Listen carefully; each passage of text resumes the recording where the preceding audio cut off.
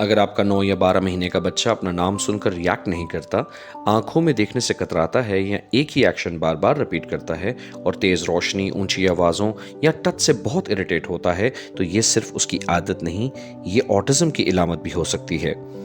ہماری سوسائٹی میں افسوس کے ساتھ ایسے بچوں کو یہاں تو بدتمیز کہہ دیا جاتا ہے یا اب نارمل کہہ کر نظر انداز کر دیا جاتا ہے، مگر ریسرچ کے مطابق اگر آٹزم 3 سال کی عمر تک ڈائگنوز کر لیا جائے تو ڈیولپمنٹ میں 70% تک بہتری ممکن ہے۔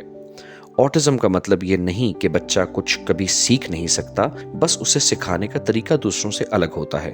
تھراپی سے وہ بولنا، سمجھنا اور کانفیڈنٹلی انٹریکٹ کرنا آسانی سے سیکھ سکتا ہے۔ ایک تجزیے کے مطابق پاکستان میں ہر 150 بچوں میں سے ایک بچہ آٹزم اسپیکٹرم ڈس آرڈر کا شکار ہوتا ہے۔ تو چلیے اس آٹزم پرائڈ ڈے پر ایسے بچوں کو بدتمیز کہنے کے بجائے انہیں سمجھیں اور ان کا ساتھ دیں۔ صحت یاب ایک آن لائن کلینک ہے جس کے ایکسپرٹ چائلڈ اسپیشلسٹ آٹزم کو بہتر سمجھنے میں والدین کی مدد کر سکتے ہیں۔